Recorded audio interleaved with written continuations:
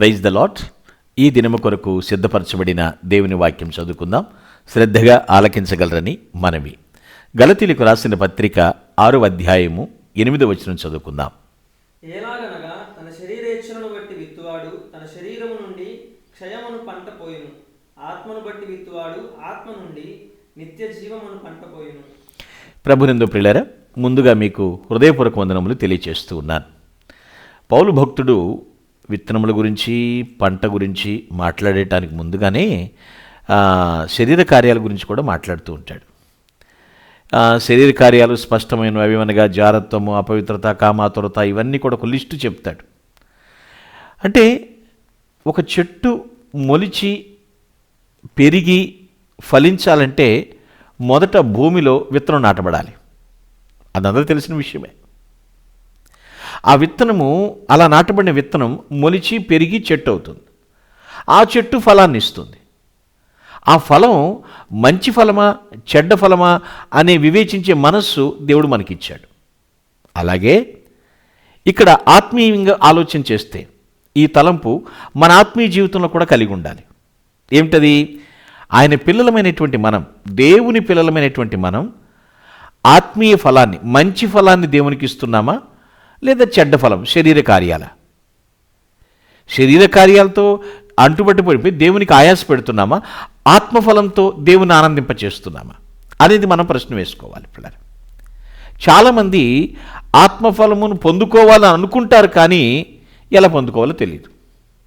అంటే ఆ పొందుకోవాలనుకున్న ఆ ప్రక్రియ ఎలాగో వారికి తెలియదు.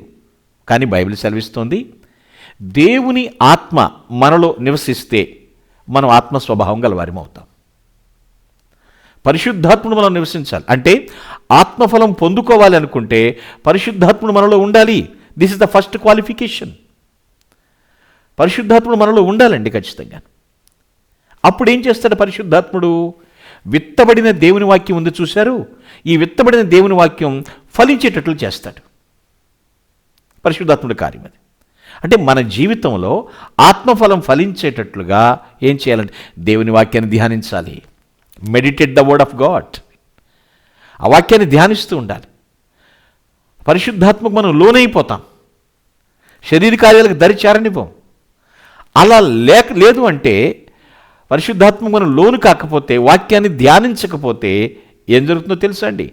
మనం శరీర స్వభావానికి లోనైపోతాము. సో అందుకే శరీరేచ్ఛల నుంచి దూరంగా పారిపోవాలి. ఎక్కడైతే నా ఆత్మీయతను పాడు చేస్తుంది ఇది అనుకున్నప్పుడు దానికి దూరంగా పారిపోవాలి. అందుకే వాక్యం కూడా చెప్తుంది, ఆత్మానుసారంగా నడుచుకోండి, అప్పుడు మీరు శరీరేచ్ఛను నెరవేర్చరు.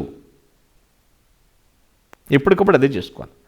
మనం ఆత్మను అనుసరించి జీవించే వారమైతమా, ఆత్మను అనుసరించి క్రమంగా నడుచుకుందాం అంటాడు.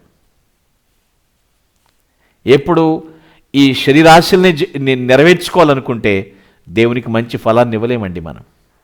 మనం ఇవ్వలేం ఖచ్చితంగా.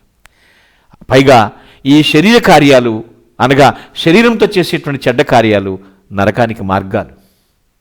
మనమే బాట వేసుకుంటున్నాడు దాని అర్థం. ఏ ఫలం ఇస్తున్నారో మనకి తెలుసు. నా దేవునికి నేనే ఫలం ఇస్తున్నాను?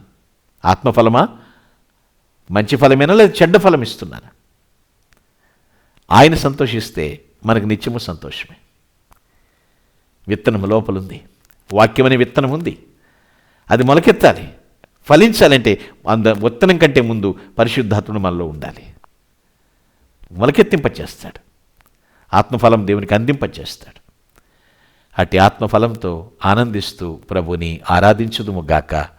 ఆమేన్. ప్లీజ్ అలా close your eyes. Let us pray. ఆధ్యాత్మికతకు ఎప్పటికప్పుడు మెరుగులు దిద్దుతున్న మా ఆది సంభూతుడైన మా ప్రభువానికి స్తోత్రాలు. ఎన్నో వాక్యమనే విత్తనాలు మాలో పొందుపరుస్తూ ఉన్నారు.